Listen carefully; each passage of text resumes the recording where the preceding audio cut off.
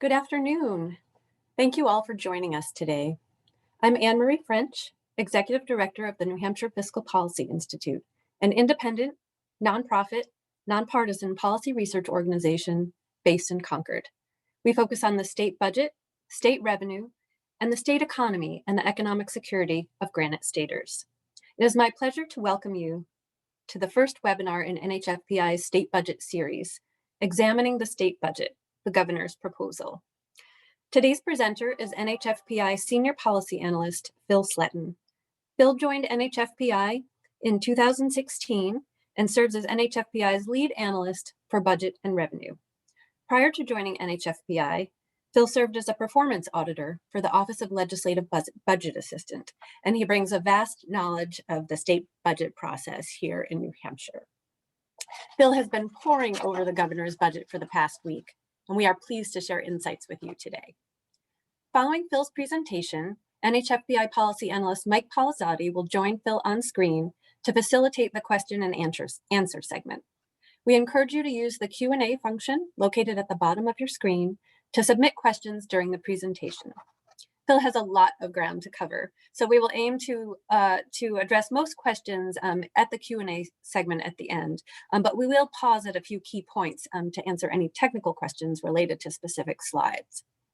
This webinar is being recorded, and we will post it and the presentation slides to our website following the event, and we will also send those to you by email as well. And with that, it's my pleasure to turn this over to Phil Sletton. Phil, over to you. Thank you very much, Anne-Marie, and thank you everyone for your time this afternoon. I'm going to give what I consider an overview of what we know about the governor's budget request. Some of these slides are detailed. There's a lot of information on some of them. So it's important to note that they will be, as Anne-Marie said, available later. So there are some slides where there's enough information that it's difficult to absorb when you're just looking at the slide now, but you'll be able to reference it later because these slides, again, will be available. And there's, again, some information that we don't yet have about the governor's budget proposal at this point. And there are some implications we don't know yet at this point. But this presentation is designed to give you sort of a broad scope of what is in the governor's budget proposal and what we know about how he's proposing to shift funds for the next 2-year budget biennium. So first, let's talk a little bit about the context of this state budget because it's particularly unique. These are unusual times. Maybe it's usual now to say that these are unusual times, but these are unusual times and fast changing times, particularly on the economic front. As an example, when we were looking back to the beginning of when the pandemic struck New Hampshire, the number of employed residents in New Hampshire, between mid-February and mid-April of 2020 dropped by 22%. Those estimates may be revised, but it's a very significant impact on the labor market in New Hampshire and not like economic shocks that we've seen in the past. There has been a substantial recovery since that time, but there's still about 38,000 fewer New Hampshire residents working as of December 2020 estimates versus what we estimate for December of 2019. And the impacts haven't been even. While they have been severe, they have disproportionately impacted some more than others, especially more vulnerable populations, both economically and in terms of health.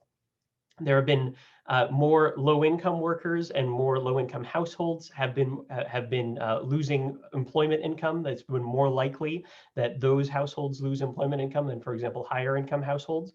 And that's even after a slow recovery from the Great Recession, where lower wage workers in New Hampshire that were consistently low-wage workers through the recovery period didn't see their inflation-adjusted wages return to pre-recession levels really until the last few years of the economic expansion. And in-person services also bring greater risk, whether that's retail or service work. Many of those jobs are low-wage jobs to begin with, as well as in-home and community-based supports for people in need of services. That work has brought more risk with the 2019 novel coronavirus, and more resources and care has been needed to make sure that congregate or densely populated housing situations and long-term care facilities have been safer for residents. So this is a context where a fair bit of the the negative impacts of the crisis have been disproportionately on those who are more vulnerable. And we see that in some of the economic data as well. The U.S. Census Bureau produces what's called a household pulse survey. It's a product of this crisis to get higher frequency data. And in their July survey, which was the last survey they asked this question, they found that 47% of households, so a little under than half of households in New Hampshire, had lost employment income between the middle of March and the middle of July. And nearly 1 in 4 households in the most recent survey indicated that it was somewhat or very difficult to pay for usual household expenses, such as a mortgage, student loans, food, in that most recent survey. And that's actually down from 1 in 3, roughly 1 in 3 households in early December. And one of the changes between early December and now is the additional $600 economic impact payments from the federal government, as well as enhanced compensation for unemployment benefits. So that those changes have likely made that number go from that 1 in 3 to 1 in 4, but it's still a very significant portion of Granite Staters. So in that context, now the legislative phase of the state budget process begins. And I know that there are many people on this call who know the material on this slide and indeed know it better than I do. But the state budget in New Hampshire, I want to get us all sort of on the same page. The state budget in New Hampshire is a 2-year state budget or a biennial operating budget. It funds most, but not all, state operations for 2 state fiscal years. There are some expenditures that are authorized in other places, right? By other pieces of legislation. But the next state budget will provide funding for state fiscal years 2022 and 2023, which begins on July 1st of this calendar year and goes through June 30th of 2023. And the state budget, as when we typically talk about the state budget, we're actually talking about 2 separate pieces of legislation. There's the operating budget bill, typically called House Bill 1 or HB1. This looks what you might envision a budget looking like. It has line items and appropriations with each of those line items. And then there's also the trailer bill, which is House Bill 2 or HB2. That's a companion bill that is an omnibus, a many-topic policy bill that includes a lot of the statutory language that may be needed to set up programs that are then funded through the state budget in House Bill 1. House Bill 2 can include other topics and can also include separate appropriations as well that are outside of House Bill 1. Now, the governor's proposal does start the legislative phase of the process. So the governor proposes his budget, as he did last week. And the House considers the budget first, and then the budget will move to the Senate. The Committee of Conference, which includes members of the House and the Senate, is the final step that the legislature takes before returning the budget to the governor after it passes through both chambers, after the Committee of Conference agreement passes through both chambers. And both chambers must pass a balanced budget plan, and that plan needs to fund the state, or there needs to be some sort of spending authority for state services by July 1st, when the current state budget expires. Now, we are entering the legislative phase of the process, and more examination is going to be required over time of what is in the governor's budget proposal. The operating budget bill is available and has been proposed by the governor. That's proposes $13.36 billion in appropriations over a 2-year period. You may have seen other numbers as well. That $13.36 billion, nets out some of the interagency transfers for information technology operations. So that's why there's some different totals out there. That $13.36 billion is the bottom line with those transfers netted out. The governor also provided policy outlines for some key areas in his executive summary document, which was a companion to his proposed operating budget bill, as well as other sort of companion documents that were included in that proposed bill, in that proposal, I should say.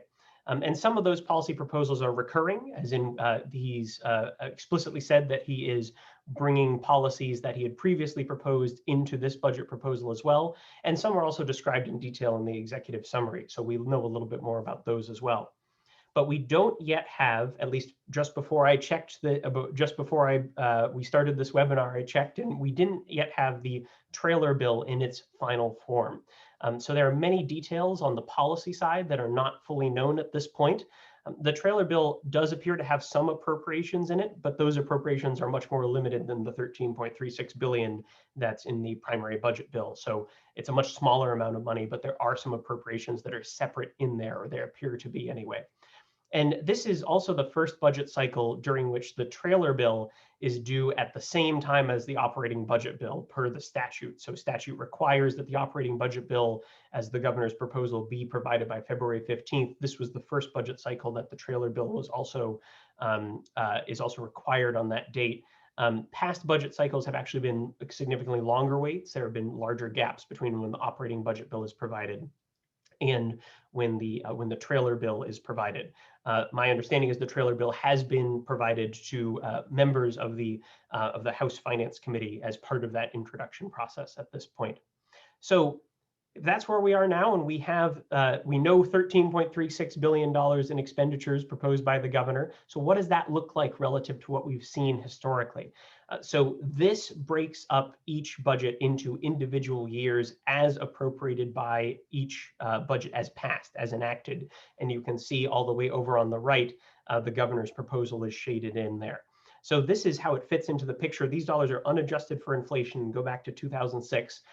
You can see that around the time of the Great Recession, so the last time where we had a period of very acute and sudden needs, a significant upward change in need on that front, that was economy-wide, if you will, we saw a significant bump in the size of the state budget as well. And that was in part supported by federal funds, additional federal funds that were deployed to provide services to Granite Staters. Both federal and state policymakers that had made some decisions that led to a lower budget the next time, and there was a smoother, slow and steady increase. Again, this is not adjusted for inflation over time in the period following the Great Recession, and the governor's budget, as proposed, would sort of continue that increase, again unadjusted for inflation here, and with both federal and general funds, as well as all other funds shown on this graph. Now, that's the breakdown in terms of the total dollars and some of those sources, but where are the actual areas, the service areas, where the governor is proposing these allocations? So here you can see a pie chart showing 6 basic categories of service areas, and all state expenditures in the state budget are organized into these 6 categories. So health and social services is the largest one at across the 2-year period that the governor proposed, at close to $6 billion and 45% of all appropriations. Education is the next largest one at about $3 billion and 22%. And those two together make up about 2/3 of the state budget overall.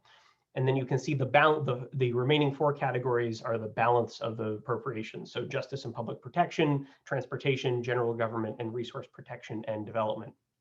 Now, how does that compare to what we've seen in the past? How does that compare to the prior budget? So remember these 6 categories, and we'll take these 6 categories and look at them each in terms of the change in this 2-year period relative to the last 2-year period. So if you compare what the governor proposed to the current state operating budget as enacted, and compare the two-year periods, you can see the percentage change that the governor is proposing relative to the current state budget in the blue bars here, and the dollar change in green. And each of those 6 categories are along the bottom. Now, a couple things I want to note. One is that the governor has proposed some agency reorganization, specifically the creation of the Department of Energy and at the state level, and that does affect the funding in some of these categories, particularly in general government, justice and public protection, and then to a certain extent in resource protection and development as well. And so those changes are not controlled for here, if you will, in this analysis. But for example, if we look all the way over on the left, you can see that general government does have a decrease, and that decrease isn't entirely because of agency operations shifting to other categories. It does reflect other decreases as well. You can see that health and social services, all the way over on the right, has the largest dollar change in millions of dollars if you compare the current state budget to the state budget as proposed by the governor. And you can see that education and transportation both had dollar changes and percentage changes that were in the downward direction if you compare these 2 categories. Again, not adjusted for inflation. So When state policymakers, however, are thinking about how to allocate funding, they often think about it in terms of what funds those dollars are drawn from. So the changes in funds, which funds are basically accounts that are used to organize the budget, those changes in funds do provide some insight into where there may be program area changes as well. So let's look at those changes in funds, again, with the percentage change bar being in blue and the dollar change bar being in green. And as on the last slide, the largest dollar change is over on the left, as proposed by the governor's budget, and the largest negative dollar change versus to the largest positive dollar change on the right. And you can see here that there is a fairly significant increase in federal funds in the governor's budget relative to the current budget as enacted. The governor was anticipating that there may be more dollars available that are tied to specific programs. And the general fund is the next largest one. So the federal funds increased about 7.7%, and the general fund increase was about 5.4%, again, comparing the 2-year period to the 2-year period. You can see some of the smaller funds in the middle where there are larger percentage changes, but smaller dollar changes. And then over on the left, you can see the Turnpike Fund and the Highway Fund have decreases, as well as the Education Trust Fund, which holds the adequate education grants that go to local public school districts on a per pupil basis. So those adequate education grants are primarily what is in the Education Trust Fund, although several other things are, and we'll talk about those a little bit more. Now, how do these changes, these budget over budget to budget changes, compare over time? So this graph shows over time the amount for each fund that is budgeted in each state budget year, with both 2006 through 2021 as enacted and the governor's proposal for 2022 and 23. And this does not control for policy changes. So for example, there used to be some funds that went to the general fund that now no longer go there. There are some funds as well that were previously outside of the Education Trust Fund that are now incorporated. And not just from the governor's proposal, but historically over time, some of those changes have occurred. And you can see that really it wasn't until the slow recovery from the Great Recession actually started to pick up in New Hampshire and started to be reflected in our tax receipts in New Hampshire that you start seeing the general fund amounts increase. So again, around state fiscal years 2018 and 2019. And the governor's actually projecting to continue that increase in his state budget in terms of the budgeted general funds. The Education Trust Fund, we see a decline, and that the Education Trust Fund is in part determined by student enrollment. That is one of the primary costs are associated with how many students are enrolled in public school districts and what are the projections for that. So that does affect what the Education Trust Fund looks like over time. Again, we'll talk about that a little bit more, but you can see there is a decline in the Education Trust Fund in the governor's proposal relative to the current state budget. And then the Highway Fund and the Turnpike Fund, you see those declines that we saw in the prior graph as well. Now, those are some of the high level numbers. I want to get into the agency comparisons a little bit. And these next several graphs will provide comparisons of the year over year changes between state agency funding levels. So this provides some insight into both the continuity and the changes that the governor's proposal would envision in the next year, the next fiscal year versus this fiscal year. And it also, one of the things that you'll see on these graphs as well is that the efficiency budget and the total budget requests from the state agencies are also included. So the state agencies made their budget requests to the governor. They submitted them on October 1st of last year of 2020. And to the extent that agencies were planning their own internal reorganizations, those are likely reflected in the efficiency budget and total requests as well. Maybe not entirely, but that gives us some sense of what the agencies thought their service needs might be and what their reorganizations might be. The one thing that I do want to note as well is that October 1st, 2020 was a relatively long time ago in terms of the quickly changing environment that we're seeing. So the state agency requests we're also working with the information they had at the time, and the governor has obviously had more information in the intervening months.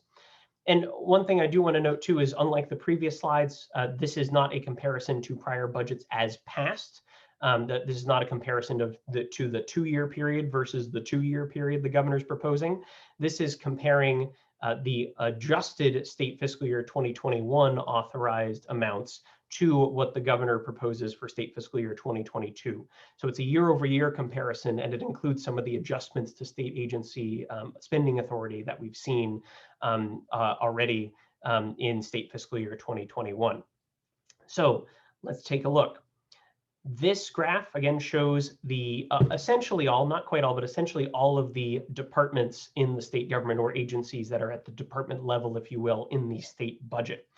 And you can see a couple different lines on here. So remember, this is all relative to the current year funding levels.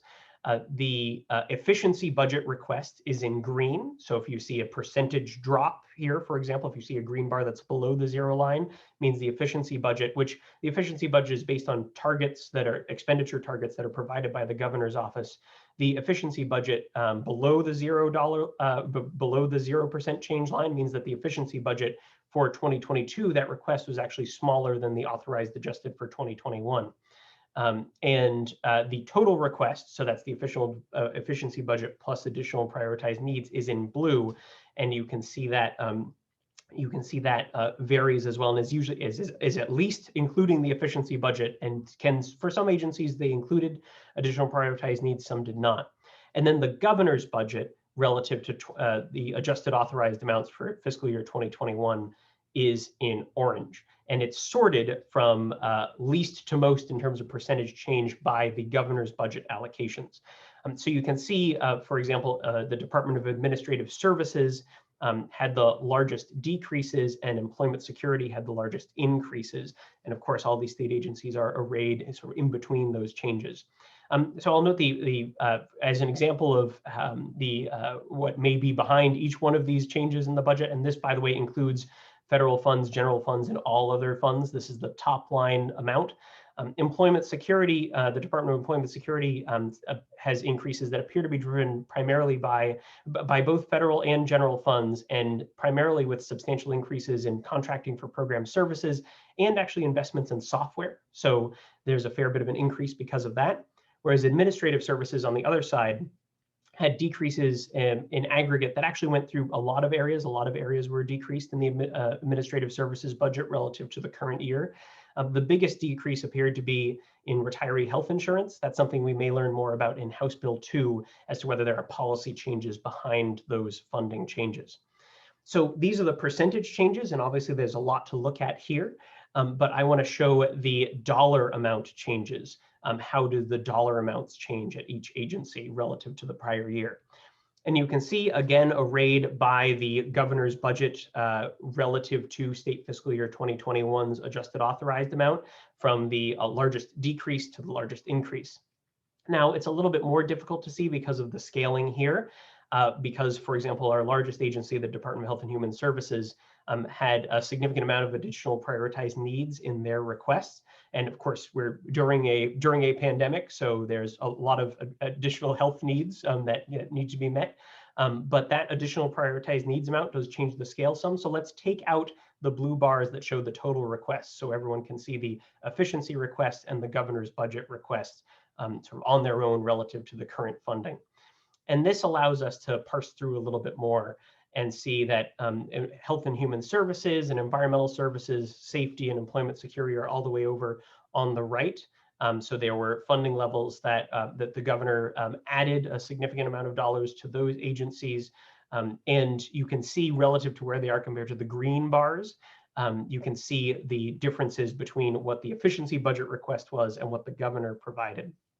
And if you look all the way over on the left, you can see education, transportation, administrative services, and a combined line here, the university and community college systems, which I combined for comparison. That's one of the governor's proposed reorganizations, are all the way over on the left side for the decreases relative to the current year's appropriations that the governor is proposing. You can see that for 3 of the 4, the efficiency budget was actually lower as well, but the university system and community college system, the efficiency budget request was actually a little bit higher. So as opposed to parsing through and seeing where the orange bar was higher or lower than the green bar, let's just take within the state fiscal year 2022, what are the comparisons between the efficiency budget and what the governor proposed? So this is the change in the governor's proposal from the efficiency budget requests for, again, just all in state fiscal year 2022. And you can see some of the smaller agencies had larger percentage differences, those blue bars. But again, these are arranged by the green bars, the dollar differences from lowest to highest. And administrative services is actually on the other side of the scale, as is transportation. We see that relative to their efficiency budget requests, the governor actually allocated more dollars to those agencies, as well as to the Department of Information Technology and the Treasury Department. On the other side of the graph, you can see education had a significant decrease from the efficiency budget request, a smaller percentage decrease, but a significant dollar decrease. And then the university system and community college system, the Department of Corrections, and the Department of Health and Human Services had the largest dollar decreases, again, with the percentage changes varying depending on the size of the agency. Now, there were a couple agencies that are not included in here or have asterisks beside them, and that's because the governor did propose some agency reorganizations, which makes the budget to budget comparison a little bit more difficult. But what we do know thus far about these agency reorganizations is that the governor is proposing to create a Department of Energy. The Department of Energy would include the Public Utilities Commission in some form. It's not exactly clear yet what the division of powers would be or the nature of the attachment, but the Public Utilities Commission would be then incorporated in and administratively attached, at least, to the Department of Energy. There will also be the Office of Offshore Wind Energy Development that would be located in the new Department of Energy, as well as the energy policy portion of the Office of Strategic Initiatives. Now, the Office of Strategic Initiatives used to be the Office of Energy and Planning, so it has both energy and planning components. So the energy portion would go then to the new Department of Energy. The planning functions under the Office of Strategic Initiatives would then be shifted to the Department of Business and Economic Affairs. And the governor, as I mentioned before, proposes combining the boards of the university system and the community college system with an eventual merger between the two system level entities by 2023. In his budget proposal in State Fiscal Year 2023, the funding appropriation for the university system and the community college system is combined into the New Hampshire college and university system. Now, before I move on to our first focus area, which is going to be the largest slice of the pie in the categories that the governor appropriated, health and social services, I wanted to pause here if there are any particular technical questions about any slides. So, Michael, are there any technical questions that we should address before we move on? So I've been monitoring the Q&A, and there have been no technical questions so far on the slides we've gone over. So feel free to continue, Phil. All right, thank you, Michael. I appreciate it, and I encourage everyone to use the Q&A feature if you do have any particular questions. So looking at health and social services, most of the health and social services component of the state budget is comprised of the Department of Health and Human Services budget. And I'm going to go through some of these things at a high level, and then we'll look at some of the graphs displaying some of these changes. So the Department of Health and Human Services did receive the largest dollar increase of any agency in the governor's proposal, and it's the largest agency, but it is short of its efficiency budget request in terms of what it was allocated. Not all areas of the Department of Health and Human Services budget saw increases, however. The Office of Medicaid Services did appear to receive a significant increase, due likely in part to anticipated elevated enrollment, and keeping a 3.1% rate increase, reimbursement rate increase for providers that the governor, if the governor kept that in his proposal, it was implemented in January of 2021. And the Behavioral Health Division within the Department of Health and Human Services also saw a significant increase. That's driven in significant part by a federal grant for opioid crisis response that goes to the Bureau of Drug and Alcohol Services within that division category in the state budget. There was also a significant increase in funding at New Hampshire Hospital and a slight increase in funding at the Bureau of Mental Health Services. The Bureau of Elderly and Adult Services also received funding above requested levels in the governor's proposal. Developmental services was actually substantially below the efficiency request during the first year of the biennium. And there are also reductions in the child development program. And there's also less federal funding that's budgeted for certain child and maternal health home visits and support for relatives of children in welfare and foster care systems. It's unclear exactly what the impacts of that may be, particularly pertaining to some additional federal grants. So that's something that will require sort of further examination. So let's take a look at the top line numbers here. So this is what, unadjusted for inflation, this is what the Department of Health and Human Services budget has looked like over time.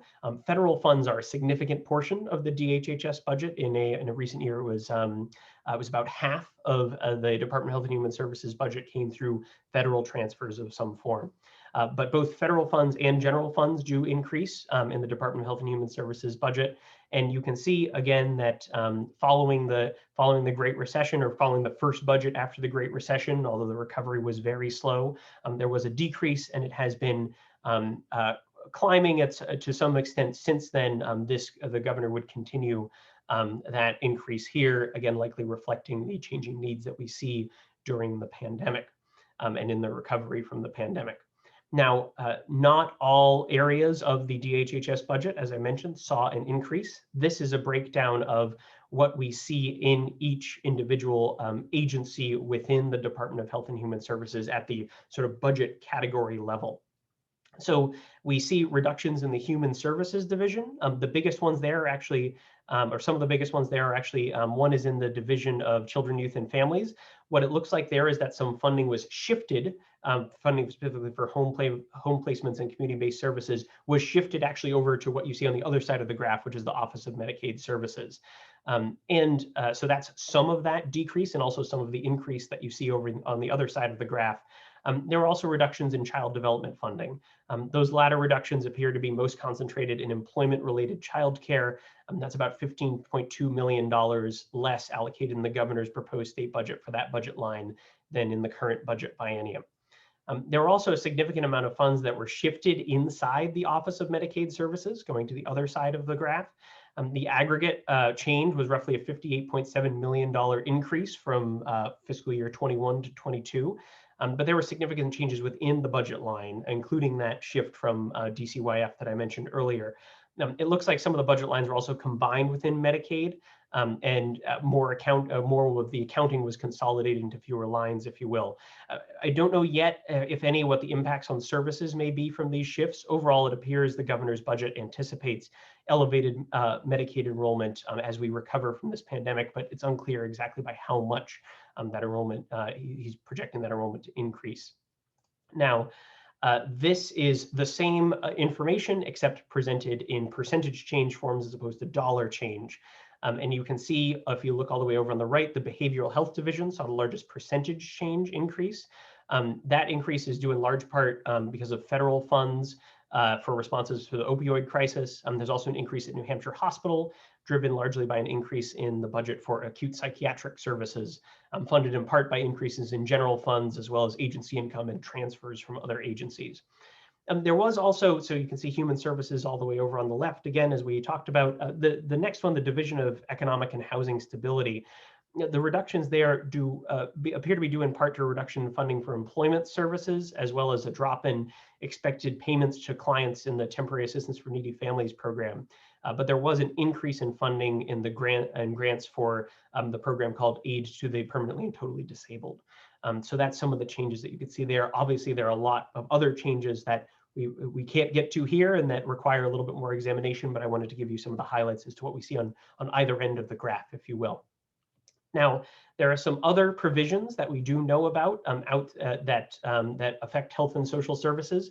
One is a paid family medical leave. That is, again, to be described in the final trailer bill. But in the past, the governor has, and the way that he voiced it, he has explained it since then in this budget proposal, is based on including state employees in a paid family medical leave plan, and then providing opportunities for businesses to join on a voluntary basis, is how he's described it. So again, we'll see that final language in the trailer bill once it has been released in its final form. There are also some new mental health programs for students, both school counseling and peer-to-peer supports. It's really focused on alleviating social isolation. The governor also added funding for mental health programs for older adults and veterans, and we'll see if there are also associated new program structures with those. Again, we'll learn that from the trailer bill. And there's also funding focused on information technology infrastructure improvements at the Department of Health and Human Services, as well as program management at DHHS. So before I move on to the next focus area, which is education, I wanted to check with Michael to see if there are any questions about particular slides before we advance to the next section? So we've had a couple of questions come in about accessing slides. So I just wanted to remind the audience that we will be sharing these slides out via our website, and we'll be emailing them out to all the attendees as well. But there were no technical questions for that section, Phil. All right, excellent. Thank you, Michael. And yes, a lot of these slides are a lot to digest, so I would encourage you to look at them later and use them as a basis for understanding, what happens in the budget process from here on forward, and looking in more detail at some of the agency funding levels, as I think we all will over time. So I wanted to focus on education, which is the next largest slice of the pie, if you will, in that 6th category appropriations. And before I do, I want to provide a little bit of a summary of what adequate education grants look like and how they are comprised. So adequate education grants, as I mentioned before, are the primary method of the state's funding for local public education in school districts, and they're allocated on a per pupil basis. And then there's additional targeted aid or differentiated aid that builds off of that per pupil basis allocation. So if you look at this graph, you'll see all the way over on the left that the base level adequate education grant for state fiscal year 2021, it is inflation adjusted. There's an inflation adjustment provision that will bump it up in the future. But in state fiscal year 2021, it was about $3,709. That is the base amount. If there's a student who is in a school district for the full year, that is the base amount then that school district would receive to educate that student through state aid. Now that is not the only allocation. If a student is, for example, a recipient of special education aid, then there is additional assistance for that in the adequate education funding formula of a close to $2,000 additional grant then per student that does receive special education aid. There's also students that qualify for free and reduced price school meals that are from low-income families that are eligible for that assistance. That is an additional little over $1,800 per student. And then there's also aid for English language learners, an additional roughly $726. So those added on to that base grant can bring the total, if a student qualifies for all of those, to above $8,000. That is then the size of the adequate education grant. If a student only qualifies for one of those, obviously there would only be that additional differentiated aid. If a student doesn't qualify for any of those, but did not score proficient on their 3rd grade reading test, then as you can see in the smaller bar with the gray box on the top of it, there is a 3rd grade reading score associated aid of an additional, again, roughly $726. So if a student doesn't qualify for the other 3, but qualifies for that, then there is additional aid. Now, in state fiscal year 2021 in particular, there were 2 additional provisions. One was the fiscal disparity aid that was targeted at school districts or at municipalities, really. It was based on municipal level characteristics. It was targeted at areas, at communities where there was a lower taxable property wealth per student. So there's a smaller tax base than for the district to raise funds locally. So that was an additional up to $1,750 per student, so $1,750 per student. That was based on a sliding scale determined by the amount of taxable property wealth per student. And then there was an additional free and reduced price school meal aid of up to $350 that depended on the concentration of the percentage of students in the community that were eligible for free and reduced price school meals. So that aid was aid that is supplied in state fiscal year 2021, and in the budget process was identified by some as one-time aid. It was set to be one time in the statute, as opposed to being a permanent change to the education funding formula. Now, in aggregate, as we've seen on some of these graphs, education funding does decline under the governor's budget proposal. And one thing I want to emphasize here is that enrollment projections are key when we're talking about per pupil funding. Obviously, I mean, the pandemic has had a pretty significant impact on what school enrollment has looked like in New Hampshire. And we've seen some enrollment changes, particularly lower enrollments, that make it a little bit more difficult to project what's going to happen in the future. So, but enrollment is declining in school enrollment is declining in New Hampshire overall, and has been for a long time. School district enrollment peaked in New Hampshire around the 2002-2003 school year. So since then, it's been a decline. How that decline continues and how fast it is I think, a key variable here for understanding what the education funding changes are in the governor's proposal. Now, that boost to education funding that's in this state fiscal year that I talked about, that was targeted at districts with serving more low-income students and with less taxable property value per student, that totaled $62.5 million in state fiscal year 2021. The governor had identified that as one-time funding, and it does not appear to continue to be carried forward in his state budget. So that is part of that adequate education aid decrease.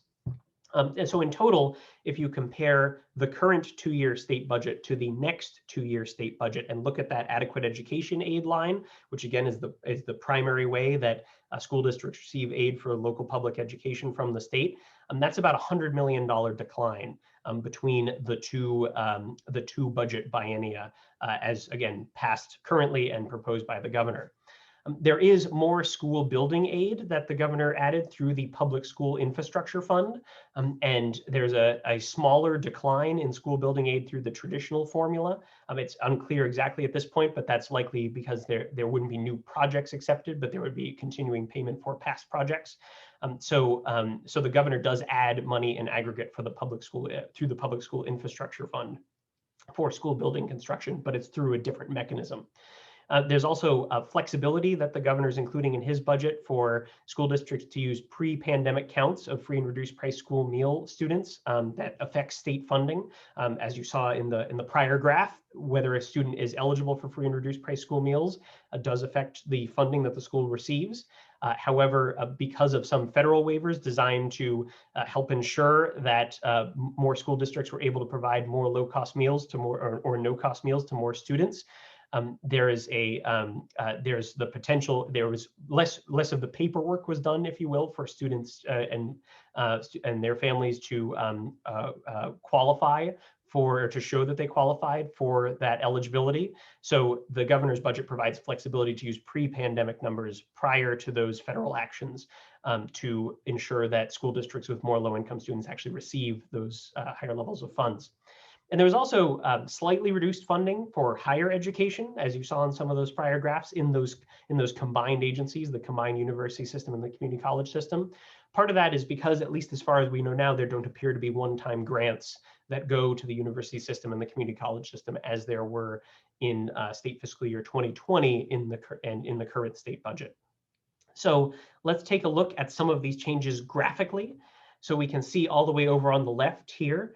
Adequate education aid is a significant dollar decrease, and also a smaller percentage increase, but a percentage decrease, pardon me, as well. And that is where that decline, that $62.5 million that is allocated this year and would not continue, that affects that line the most. But again, enrollment projections likely affect that as well. And there's also the traditional school building aid. As you can see, that's a decline, as I noted. Tuition and transportation aid and a separate line for special education aid, those don't have any changes. So the governor held those constant in this state budget proposal from the prior state budget. Charter school tuition, that's assistance to local public, public charter schools, excuse me, that does increase. And then the Public School Infrastructure Fund sees that significant increase, obviously a significant percentage increase, because there wasn't money allocated to it directly in the same way in the prior budget. And it's a $30 million increase over the course of the biennium that's from the Education Trust Fund for the Public School Infrastructure Fund. Now, talking a little bit about higher education, this graph shows the combined university system and community college system funding over time. And when I say combined, I mean it's looking at them both together for comparison to what the governor's proposal is. So you can see in 2020, the university system of New Hampshire general fund grant And I should note that both the university system and the community college system, not every line item is in the budget. Their budgets are separate outside of the state budget, but the state provides grant funding to them essentially through a general fund appropriation. And that is in the state budget, and that is what we're measuring here with the green piece under the university system of New Hampshire, the green bar, and then the community college system of New Hampshire is the blue bar. And you can see those changing over time, again, in the current budget, which is on the left half of of the graph, state fiscal year 2020 and 2021. You can also see the orange pieces were particular one-time grants that were funded for specific purposes. So they weren't that general fund block grant, if you will. And then you could see the governor's proposal declines a little bit from state fiscal year 21 funding in state fiscal year 22. And then in state fiscal year 23, it declines a little bit more and is combined into the New Hampshire college and university system as a single grant to a single entity. So that's what it looks like in the state budget. Now, before I move on to some other budget areas, we talked about sort of the two largest slices of the pie. Michael, I wanted to check and see if there were any questions that we should address based on those education funding related slides. Hi, Phil. So there have been no particular technical questions on those slides, so feel free to continue. All right, thank you. So now let's look at non-education aid to local governments. We've already talked a fair bit about education aid. Let's look at non-education aid. Meals and rentals tax revenue sharing is something the governor has proposed boosting. The meals and rentals tax is set in statute to allocate 40% of all the revenue raised at the state level to local governments, to municipalities, I should say, cities and towns, on a per capita basis. However, that 40% level is not currently what's been in effect. There have been intervening temporary laws that have reduced that level over time, and that is something that prior policymakers have recognized. There is a catch-up formula to get from the lower levels that it is to that 40% level over time. The last I checked, for context, which was prior to the pandemic, the level was about 21% of funding goes to would go to local governments, goes to cities and towns, pardon me, of what the meals and rentals tax collects. So what the governor proposed is taking that catch-up formula and not suspending it. That catch-up formula has been suspended over time, and the governor proposed allowing it to take effect. And that's has the potential to increase funding by up to an additional $5 million per year. So over the course of the budget, it would then be up to $15 million. However, it is dependent on meals and rentals tax receipts. So it's not clear that it would be $15 million. It could be substantially less than that. It depends on how the meals and rentals tax performs, if you will. And I do want to note that in the current state budget, there were one-time grants of $20 million per year, or $40 million in total, to cities and towns that were distributed to municipalities for funding their operations. The current budget does not continue those, so that's $40 million in funding in the current budget that doesn't exist in the governor's proposed budget, or at least doesn't appear to at this point. There's also upward pressure on county level property taxes because of an increase in what the state expects counties to pay for Medicaid related services. There are certain Medicaid nursing home and certain Medicaid waiver services that counties have been historically responsible for a share of those. The portion that the state expects the counties to pay would increase by about $47.5 million, which is almost a 20% increase if you compare the two-year budget as proposed by the governor to the current two-year budget. So that's a substantial increase, and that's likely something that would put upward pressure on county level property taxes. And one thing I'll note is that education aid changes would likely also impact local property taxes and local expenditure decisions. So to put some of this graphically, we can see those the three changes that are specific to non-education aid for local governments. And there are likely other changes in the budget as well. So we can see the increase in the county Medicaid payments cap appears to result in a $47.5 million change from the last state budget to this one. There's also one-time general assistance grants that are in the current state budget that would not be in the next state budget. And again, the meals and rentals tax revenue sharing may be up to a $15 million increase in revenue sharing in that, that sort of more permanent formula, if you will. Now, I want to talk a little bit about transportation. If we look at the Department of Transportation, if we look within it, we can look at the changes by agency within the Department of Transportation. And you can see that the largest changes are in the Turnpikes Division. Now, the Turnpikes Division is responsible for about 89 miles of highway in the state, and collects revenue through tolling of those highways. And that the governor is anticipating that there will be turnpike tolling revenue that will be lower for some time, including during the state budget biennium. The budget also appears to allocate less to turnpike maintenance, to construction materials, and to debt service than the current budget. So this is likely the pandemic's impact showing. Highway operations, construction program funds, and municipal aid also would see declines comparing this year to the next under the governor's budget proposal, so state fiscal year 2021 to 2022. Now, a couple other policy changes that I want to mention based on what we know of the governor's proposal thus far.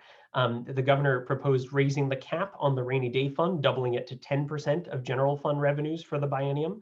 So there is a cap on the amount that can be saved in the rainy day fund. Any beyond that cap would go to the general fund. That cap was not met. We were still several tens of millions of dollars below the cap. The state was several tens of millions of dollars below the cap currently, but the governor is proposing increasing the cap, basically doubling what the cap would be.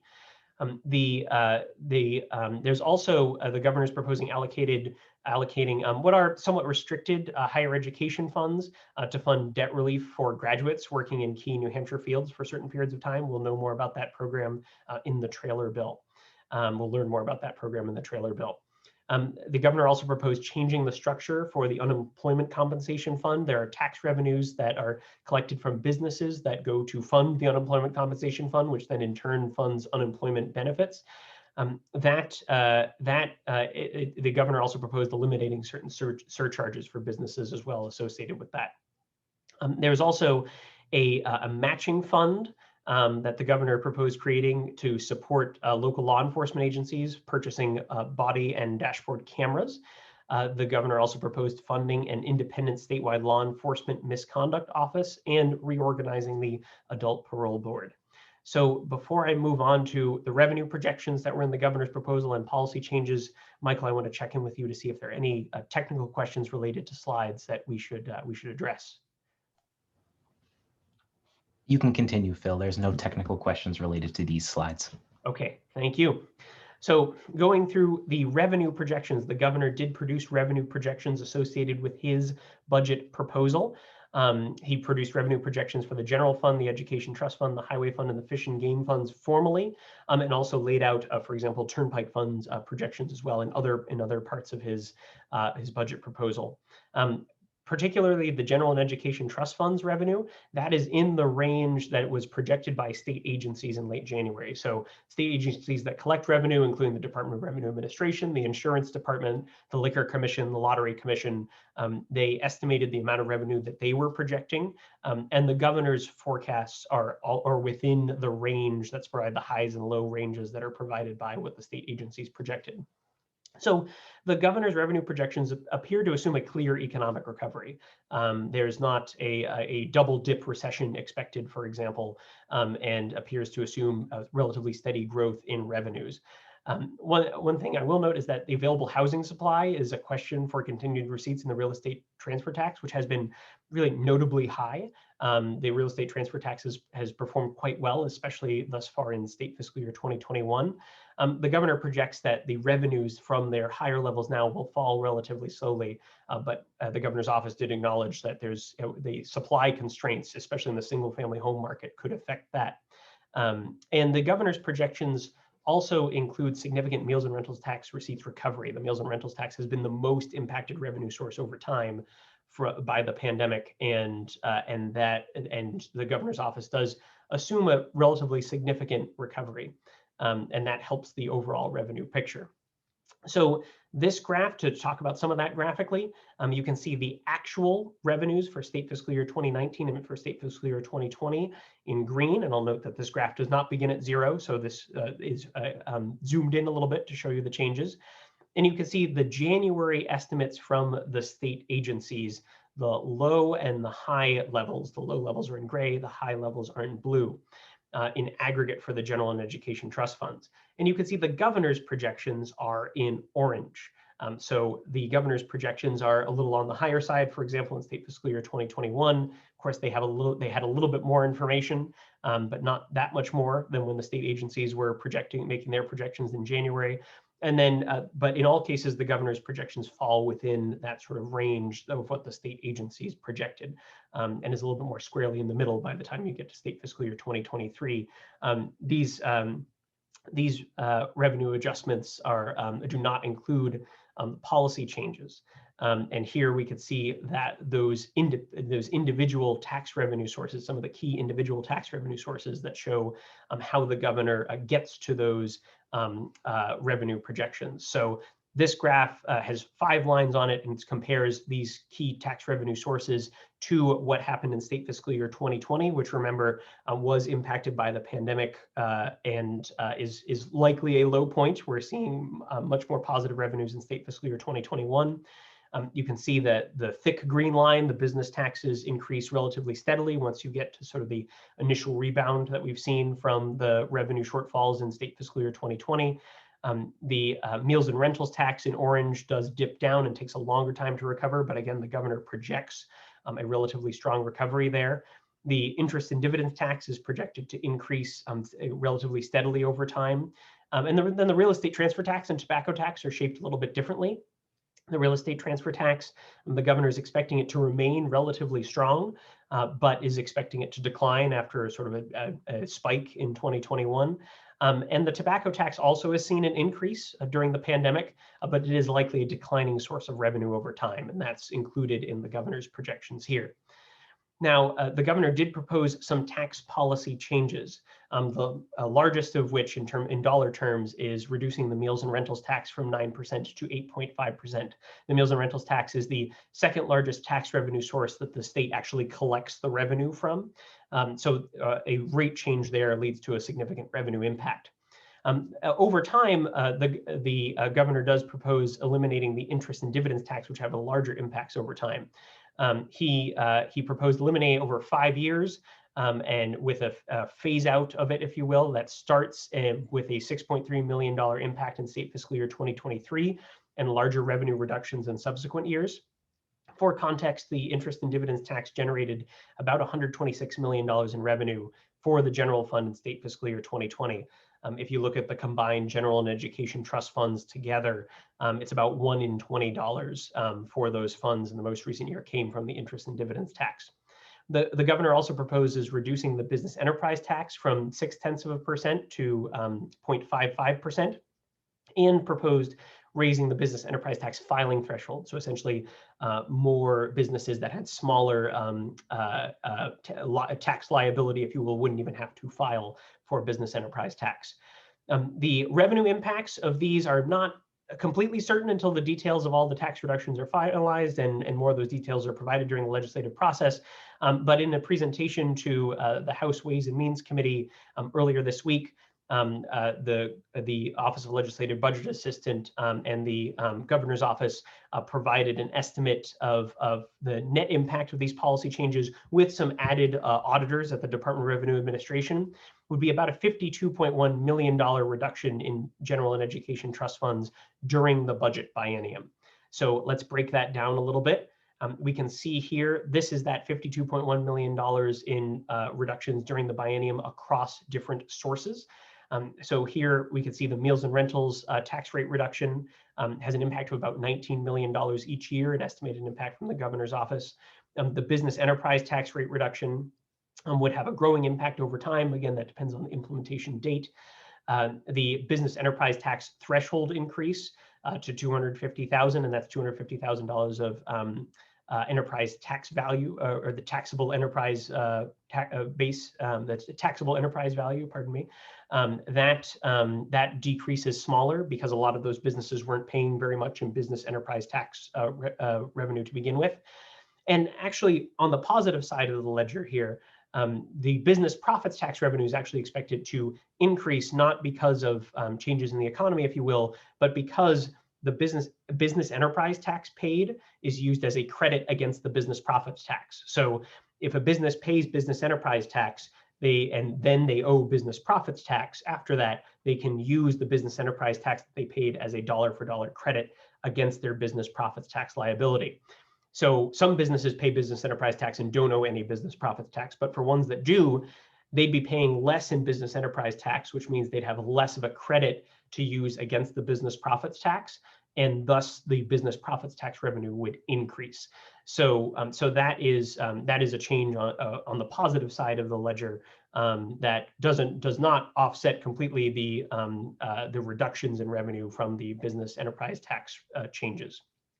And then the interest and dividends tax, there's an initial phase out, which starts in state fiscal year 2023.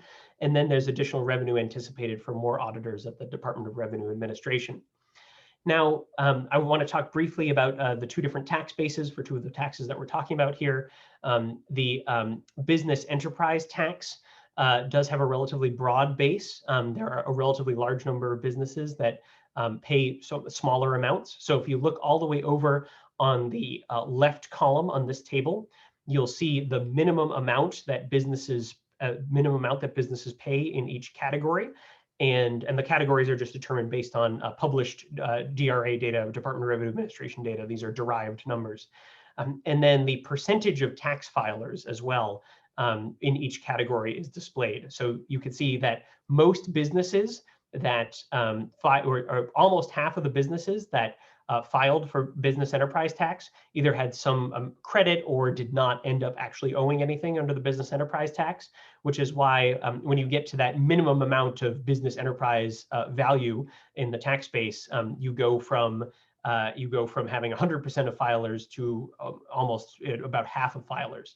And as you work your way up the chart, you can see that less than 1% of filers pay about half of the tax revenue, or paid about half of the tax revenue in tax year 2018 from the business enterprise tax. So, so those larger businesses are paying a significant share of the business enterprise tax, and there are a fair number of small businesses that that are not paying a very large amount.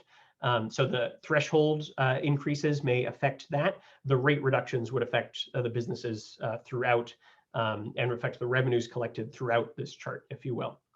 And then the interest and dividends tax is a significant part of the interest and dividends tax base are high income earners, and particularly people who are earning high incomes from interest, dividends, and distributions income, so income generated from assets. So if you look at this table is set up in the same manner. And if you go to the $200,000 line, so that's a filer that has $200,000 in taxable interest and dividend income. So again, interest, dividends, and distributions generated by assets that filer owns. That's a little under 2.5% of the filers, and almost half of the revenue paid to the interest and dividends tax. So that would be a significant portion then come from filers that have a relatively high amount of assets to generate that much interest and dividends tax revenue. And in tax year 2018, there were about 66,000 filers. So those are individuals, joint filers, and a small number of fiduciaries. So this state budget process comes at what is a unique and unusual time, and I think it has the potential to be particularly dynamic over the next several months. There are a lot of variables that can change and could change dramatically over the next several months, and that makes understanding what the next state budget might look like now quite difficult.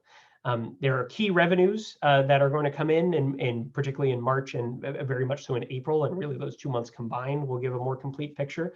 That's something that always varies in the state budget process, but because there are so many fast changes in the economy now and in those tax revenue bases, there could be, that could lead to a significant new piece of information, even more so than usual.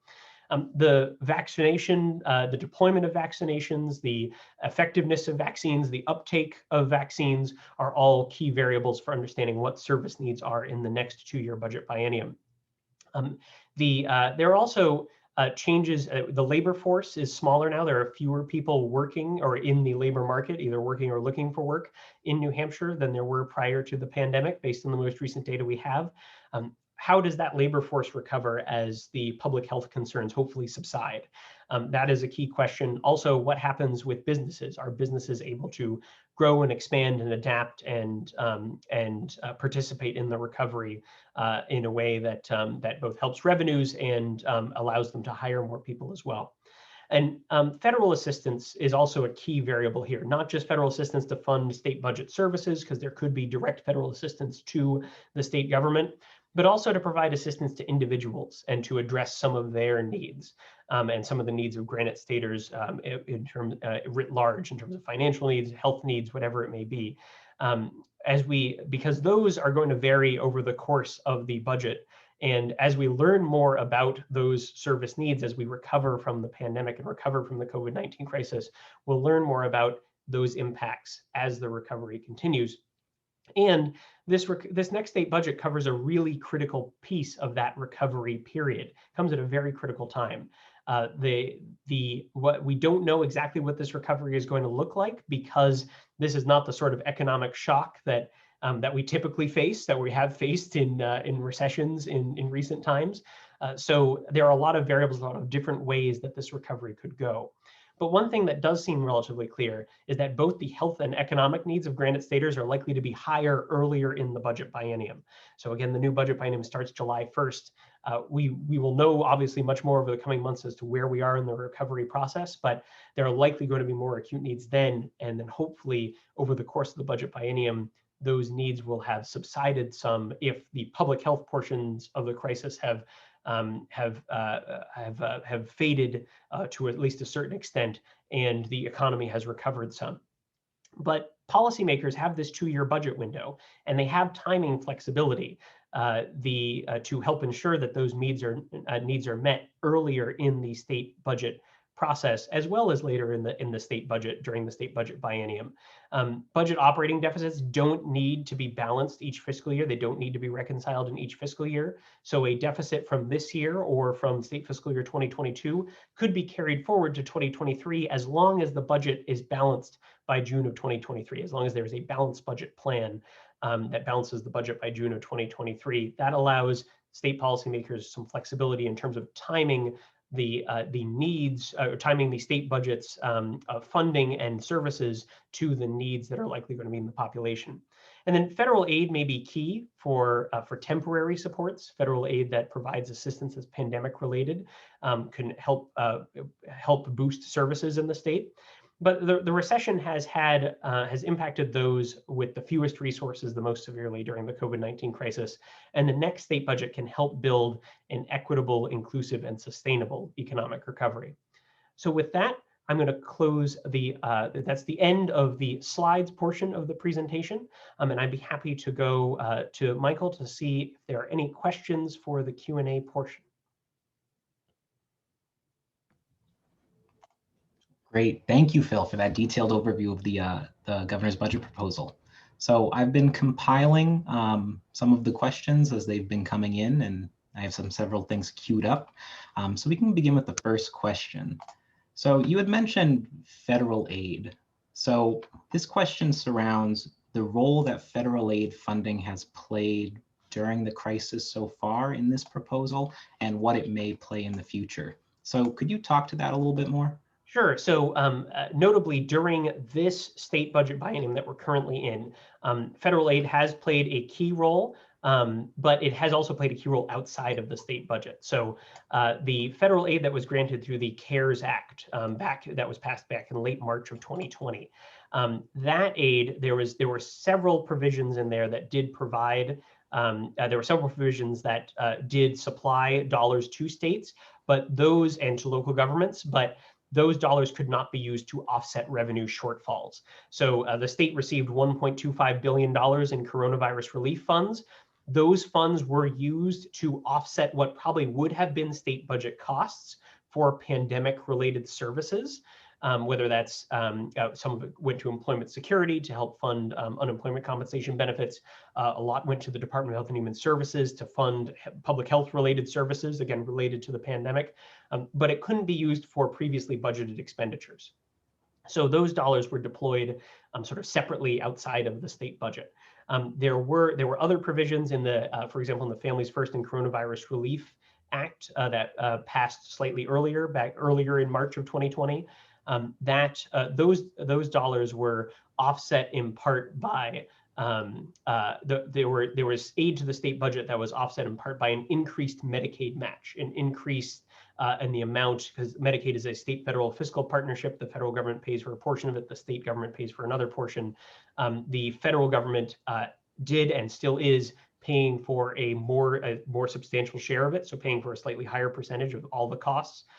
Almost all the costs in Medicaid, I should say, and that is carrying forward, and that's likely to carry forward into the next budget. The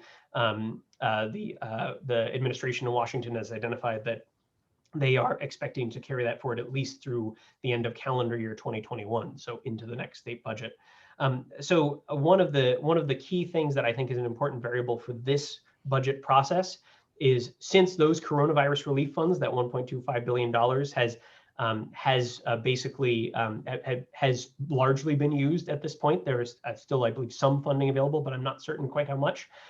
That those dollars can no longer be used in as a significant manner to offset other state budget costs. So that could mean there's more pressure on the general fund in the next several months, again, depending on in part what happens with the pandemic. And it could mean that there were previously services that were provided during the pandemic that would have to be budgeted into this state budget if there's not additional federal aid. Now, there could be additional federal aid, in which case that could offset some of those expenditures. I should also note there's a significant amount of federal aid that's coming to school districts for a coronavirus-related it's a coronavirus-related aid to school districts, I should say, and that there's also additional highway funding that's federal aid that is incorporated into the governor's budget proposal as well. Great, thank you. So there's also a question in here about the projections that are in this proposal. So previously, officials were projecting that the state was going to see a big budget shortfall, and then more recent projections didn't show that. So how are these revenues estimated, especially the ones that are in this budget proposal? Yes, so that's a great question. There are actually 5 different sets of revenue estimates through the state budget process. The governor's office actually produces the first 2 sets of revenue estimates. One's provided to, or used as the basis for state agency funding targets, and the second one is what we saw last week from the governor in terms of his projections.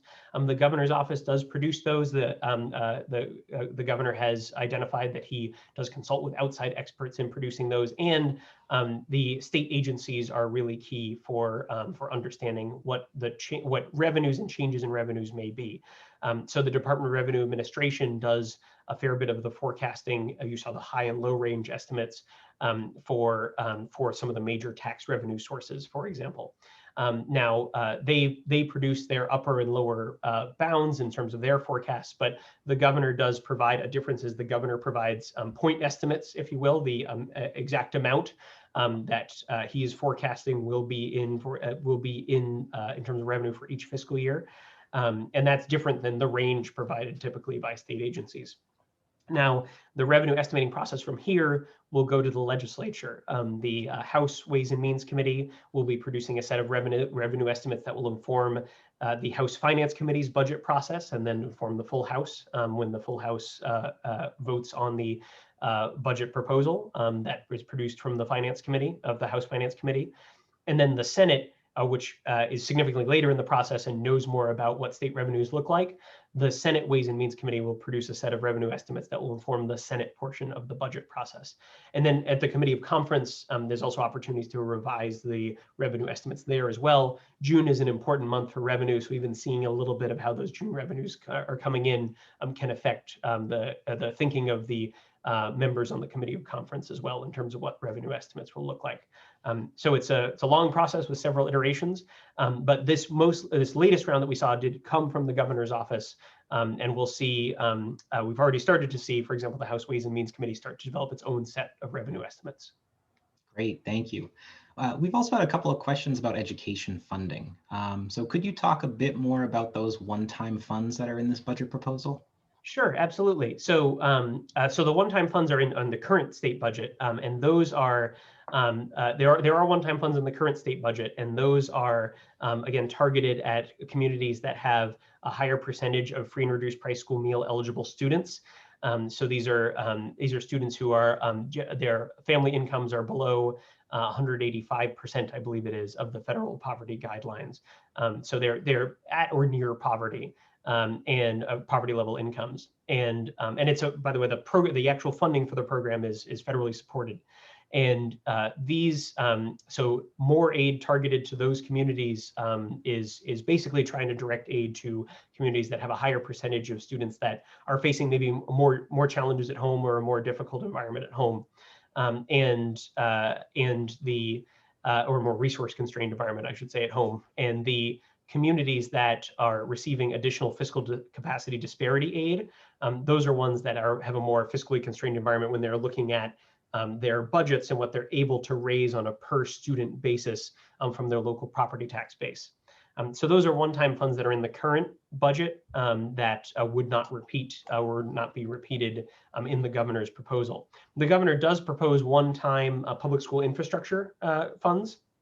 And those funds would basically be directed or recommendations would be received from a commission. The commission is already established. This was a funding mechanism that was established in the 2017 budget. The governor originally proposed a version of it, and the Public School Infrastructure Fund resulted from the 2017 budget and has existed since then. And the commission informs the governor as to what projects may receive or what projects to recommend for school funding, because there's a significant backlog of school funding projects in the traditional school funding queue as well.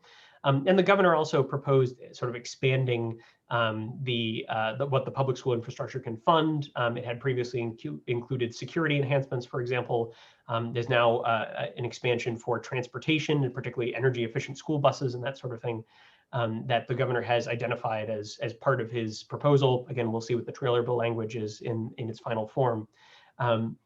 So that's an additional $30 million through that public school infrastructure fund that would be recommended by the commission and decided upon by the governor, I believe, with the approval of both the executive council and the fiscal committee, although I'm not positive on that last bit. But those funds are directed in a different way as opposed to the traditional queue. But those are one-time funds that are in the governor's proposal, and I spoke about the one-time funds that were in the current state budget as well.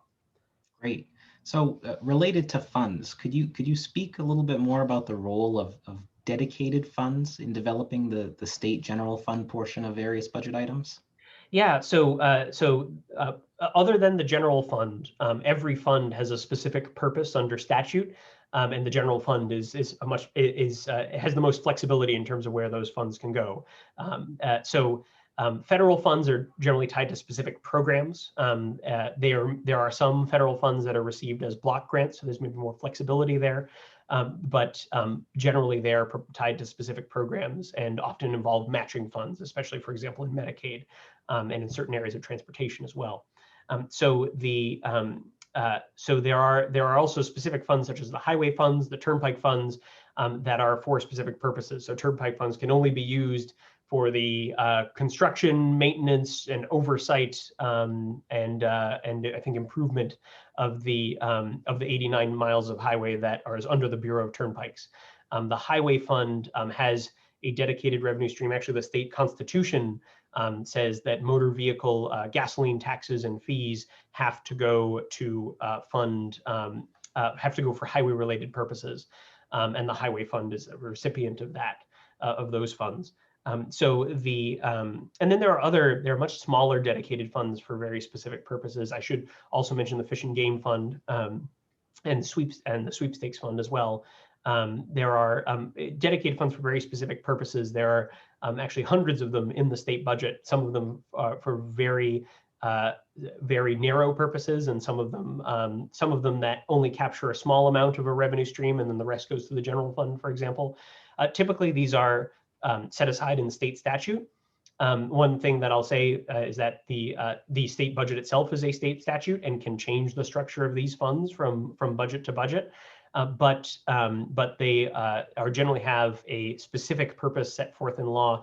Provided some examples of the purposes. The Education Trust Fund is the largest one, in that the dollars are dedicated mostly to those adequate education grants, with the recent additions of school building aid and special education aid, which used to be in the general fund and have recently been incorporated into the Education Trust Fund. Great. Now, switching gears a little bit to taxes. So understanding that there's a proposal to lower the rooms and meals tax. So would that lower the overall share going to cities and towns? Yeah, so the amount that goes to cities and towns is dependent on their population, and it is dependent on the revenue collected by the meals and rentals tax. The reduction in the meals and rentals tax, if it were the portion going to cities and towns, would fluctuate if it were set at a certain percentage, as the statute, as the revised statutes annotated, the RSA envisions.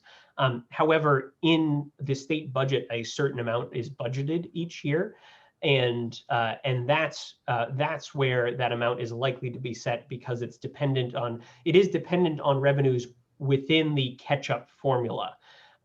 So the catch-up formula, so for example, if the meals and rentals tax rate went down, but the catch-up formula were allowed to happen, were allowed to be triggered, and the meals and rentals tax revenues were decreased, but the year-over-year growth was still more than $5 million, then there would still be then the $5 million cap that's in the catch-up formula would be that increase.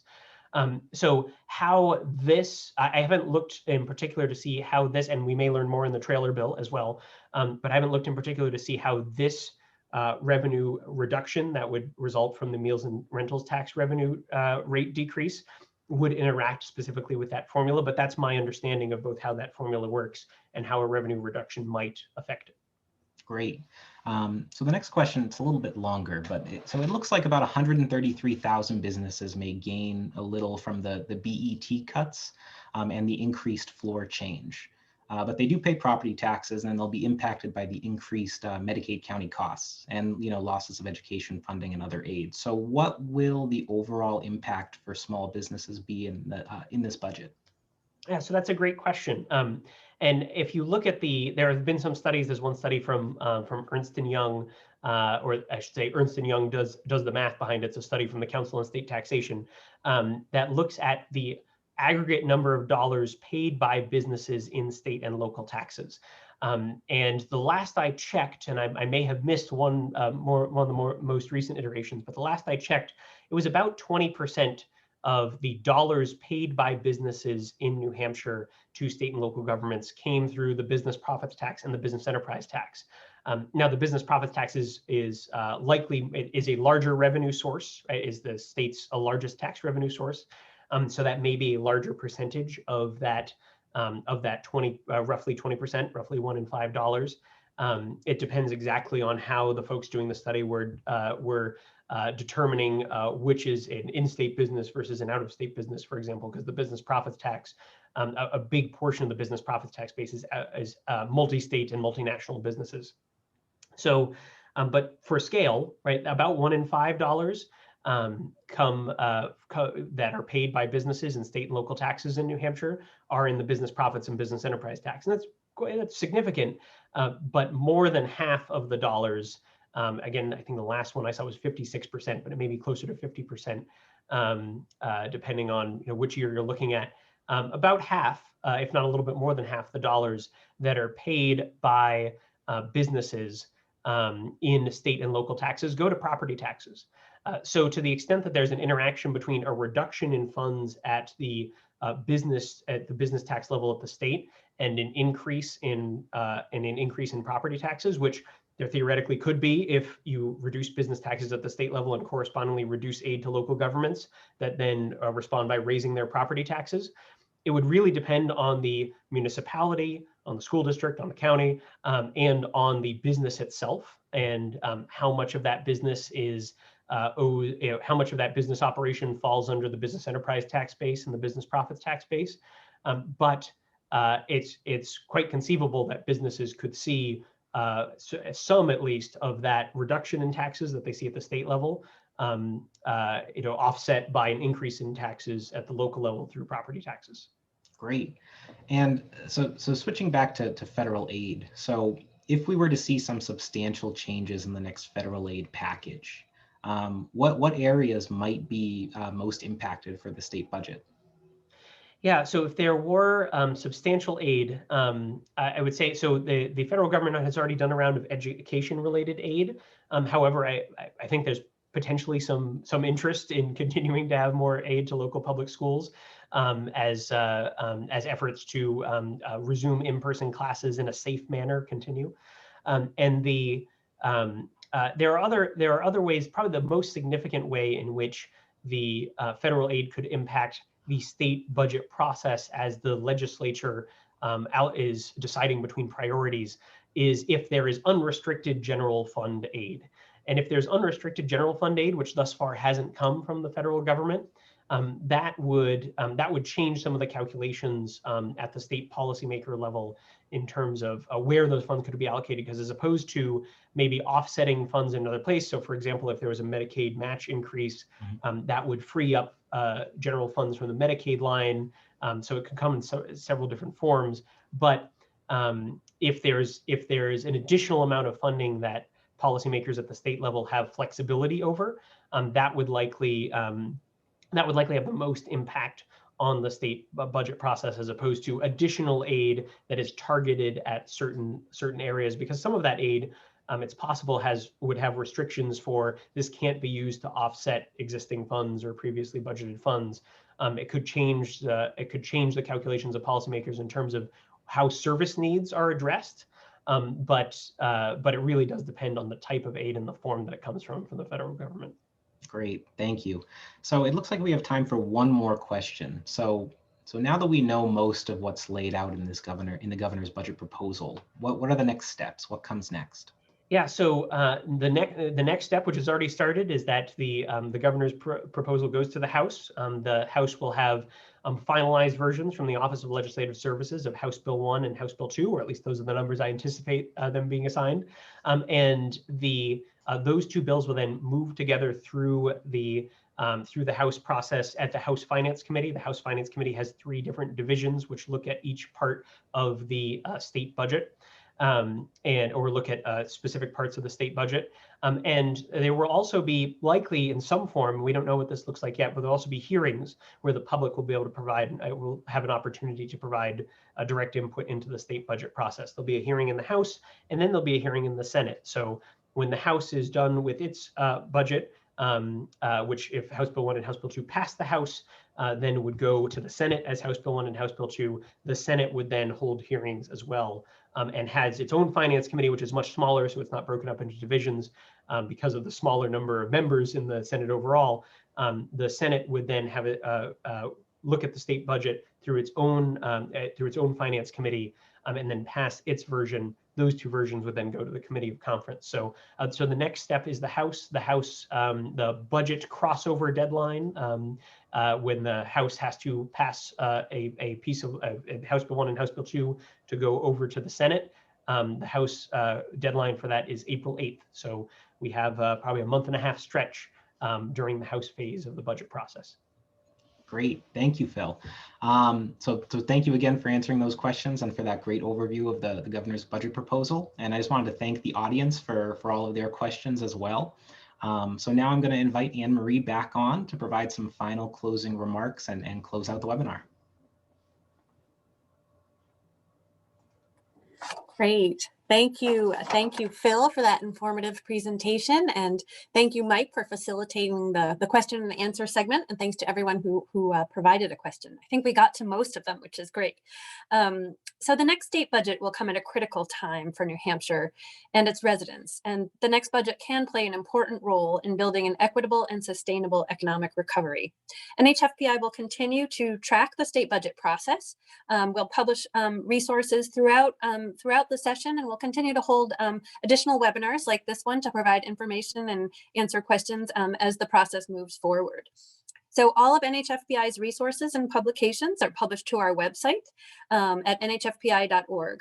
You'll find all of our state budget work under the aptly named budget section. So you can just go there and you'll find the presentations, reports, and everything else related to the budget there.